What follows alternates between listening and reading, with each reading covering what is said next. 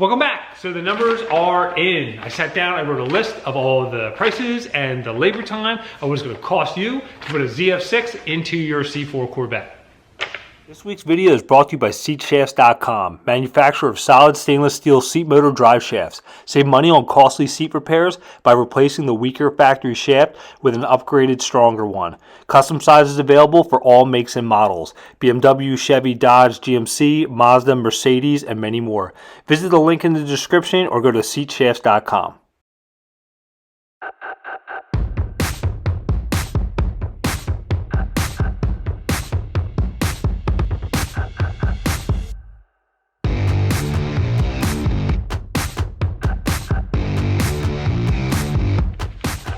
Okay, so starting off with the whole transmission donor kit. So I kind of sourced and looked around. I like eBay, Facebook Marketplace, trying to get an idea what it actually costs right now in today's market to buy a ZF6 trans, drive shaft, pedal assembly, all of the components that you would need to swap over, besides like the new clutch and all the little new components that you have to put in there.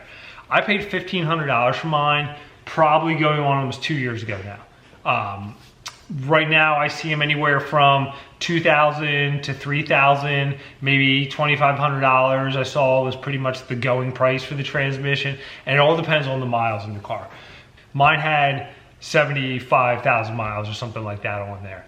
So that came with the transmission, the drive shaft, the bell housing, the shifter was already in there. It came with a clutch pedal, which I didn't need because my car is already a stick shift car, and it did come with the used clutch, the used slave and master, which I did not use, but it did come with that. I don't recommend using those components because they could have been sitting for years. You can put them on your car and all the seals blow out, but you mainly need the drive shaft, like the yoke for the drive shaft, the transmission, bell housing, and the shifter assembly, and the clutch pedal. And if your car's automatic, you would need the brake pedal for that application because the auto brake pedal is really big.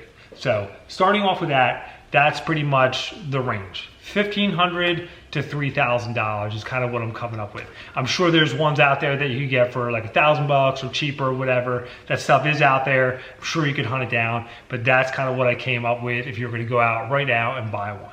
So that's the price. So the next thing you would get new would be the flywheel. So if you watch my series, you saw me kind of stumble upon and have all these issues with the stupid flywheel that's recommended. The recommended one's a Fidenza for $84.85. So although you can get a Fidenza flywheel for a two-piece Chevy engine, the one that they recommend, if you Google search it, is the wrong one.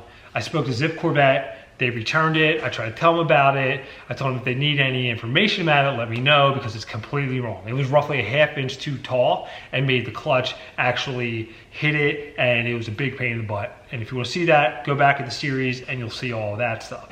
So what you really need for 84 and 85, which my car is an 85, is just a flywheel that you would get for a manual transmission. That's exactly what I did. I just ordered a new flywheel and it cost me $100 for that, opposed to the $750, I believe, for the Fidenza one that was incorrect. So like I said, if you want a performance flywheel, there's plenty of them out there, and you have an 84, 85 car, you need to get one that's roughly 1 inch thick from the face of the back of the crankshaft to the face of the flywheel. Is roughly 1 inch thick. The Fidenza one was like 1.5 inches, something like that. So that was completely wrong. So just, you have to know that going into it.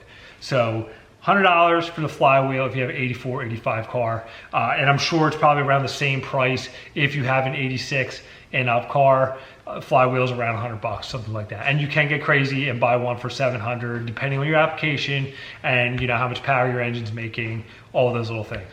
My car's pretty much stock. The factory one's more than enough. So the clutch I went with was a Luke clutch, which is essentially the factory clutch, $310. Slave cylinder, $45. Master cylinder, $36. And these are things, just buy them new. You're gonna do all the work, just get it. They're cheap enough just to do it. I mean, if you get a set and they look okay, and you're on a budget, just throw the used ones in there. But I mean, if you're gonna do this once, just get the new stuff, put it in there and be done with it. The hardware, 15 bucks. I had to buy a bunch of bolts and stuff like that for the bell housing. I think you probably would get that kind of stuff that, you know, would come with it if you're gonna bolt the trans to the bell housing to the engine. But I didn't have any of that, so about $15 for that, little stuff like that. I had to get U-joints for the drive shaft, $24. I had to do the trans tunnel conversion. It was like an ACI or ATI panel. I tried to do some research on that panel and I can't find it right now. I bought it from a company called Corvette Mods, and I believe at this time is out of business or being purchased by another company. But it was a fiberglass panel because of 4+3, you have to cut out the tunnel and glue this panel on there. So I'm sure they're still out there, but that cost me around $200. Now, you can fiberglass on there, rivet it on there. I chose to use a 3M panel bond adhesive. That cost me $60, and then the gun for that was $50. I figured I'm gonna use that stuff around the shop anyway, so I wanted to get that gun for it, and it was a lot easier just to glue it on once, screw it down, and it was good to go. The next thing would be the transmission fluid. So I put the AMSOIL 5W30 synchro mesh in there, $20 a quart. That is 2.2 quarts is what you need, so that's 3 quarts right there, $60. I ended up doing it twice. I flushed my trans, so I'm gonna do it for a little bit more, but you won't need any more than 3 quarts. And then about 10 bucks for brake fluid for the master cylinder. So you're looking at right around $910 for those extra parts on top of your transmission swap. So you can go as low if you want to modify that tunnel yourself and not buy the panel, not buy the panel bond or the gun. You can save yourself around $300 and about 600 bucks. Get the clutch, get the flywheel, all the little slave master, all the little stuff you need to put that in your car. So mine was 910 bucks, and then low end 610 bucks. So really not that bad. Okay, so there were a couple extra things that I went through. Besides having to pull the trans out several times because of the clutch issue and stuff like that, the drive shaft needed to be balanced. So, like I said, depending if you know what car this thing came from, I had no idea. I didn't know how long these parts sat or who had them. So I had to put my drive shaft back out, send it out, $125 for that. The other thing too, which is a little bit misleading, was I had a Blue Tag ZF 6-speed, and for some reason, the input shaft like guide is one from a black tag. Why is it like that? Is it an early blue tag? I have no idea. So the clutch I bought was for a blue tag, and the throwout bearing I couldn't use, it wouldn't even go over it. So I had to purchase another throwout bearing, which was roughly $72 just to go over that. So when you buy your clutch kit and you're putting all your parts together, check your throwout bearing on the input shaft of the transmission and make sure that fits on there perfectly, because there could be that same chance you have what I had and have that same issue. So just another little thing to look out for. Make sure you have the correct throwout bearing for that transmission. So I also took the time to redo the rear main seal since I had the trans out, which is kind of like something everybody does whenever they have the manual trans out. It's right there and you can just do it. I ended up dropping the oil pan because it's a 2-piece rear main seal, and I had to put a new oil pan gasket, a rear main seal, and new oil and filter, and that was $25 for the gasket, 10 bucks for the rear main seal. So all that combined was an additional $267 on top of those components that I got, slave, master, all that kind of stuff like that. So pretty much it was $1,177 of stuff that I needed, plus my $1,500 for the swap, giving it a grand total of $2,677 that I spent when it was all said and done. Obviously I spent a lot more having to buy the original flywheel, the Fidenza one, send that back, all that kind of stuff. But when it all came down to $2,677, which isn't that bad. So the range I came up with would be pretty much $2,100 to $4,000, depending on the transmission donor kit that you get and the mileage on that. If you spend more on that, obviously it's going to cost you more with all these other components. So $2,100 to $4,000 on just the components itself. So now we're going to move on over to the actual labor time. Okay, so I kind of just went back and took estimated hours. I have a lot more time into this because of the misinformation that's out there and the getting the wrong parts that are supposed to be the right parts. So I had to kind of tear this thing, you know, apart several times and make sure everything was correct. So I didn't factor that in there. I kind of just did rough estimated mechanic hours for what it should cost you. I used to be a mechanic years ago, and if we had to make up hours on things, so I kind of have a decent idea how long something would take you and what you would round it up to. So what I came up with was disassembly, 3 hours, just pulling everything out of the car. So exhaust, drive shaft, all that kind of stuff, pulling the trans out, all of those components, 3 hour labor time on that.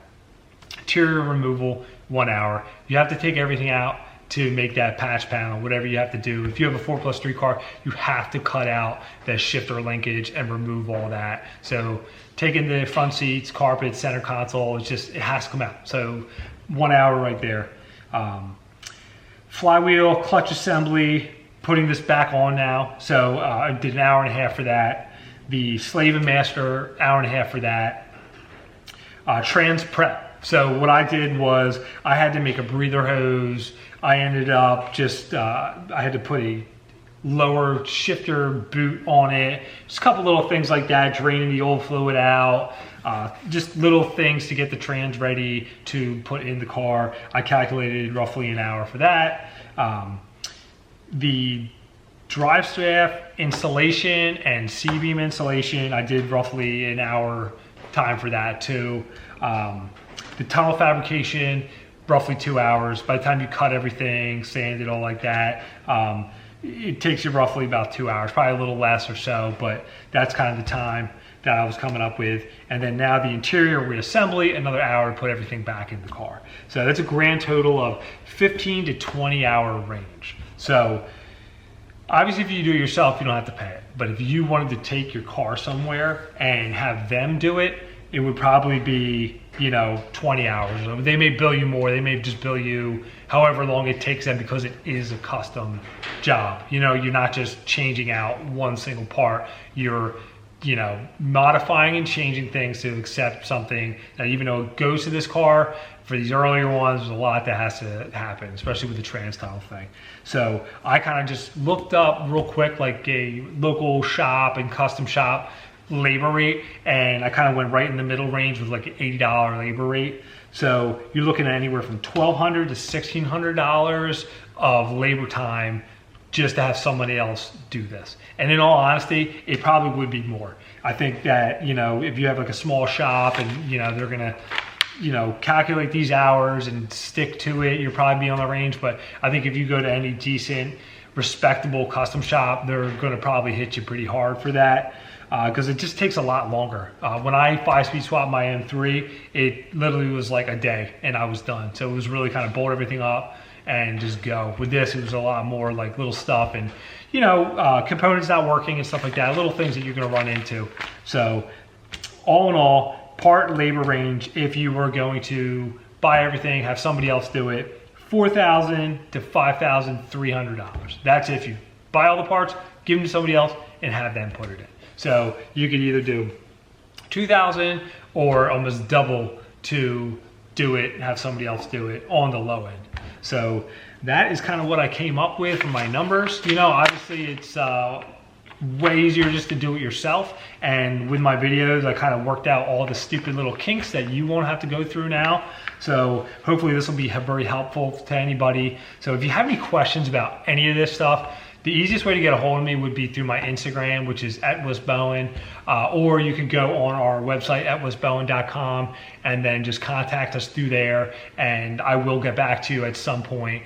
If you comment on these videos, sometimes I don't go through all of them, but if you have any questions about this or needs a parts list or any type of tactical issues you're having, please hit me up. I'd love to help you out the best I can. So, you know, I would say jump into it. It's just totally worth it. The car is just unbelievably responsive now and so much more fun to drive than the 4+3. So I was definitely glad that I did the swap on there, and I think it's really worth it. So that is that. All right, so that's it for this video. So that's the price. That's what's going to cost you if you're trying to put one of those in your car. So if you can source a good ZF6 swap kit from a wreck car or someone has one for cheap, I would definitely suggest grabbing it. It's totally worth it and it'll really make your car come to life. So if you enjoyed the video, hit that like button. Thanks for watching.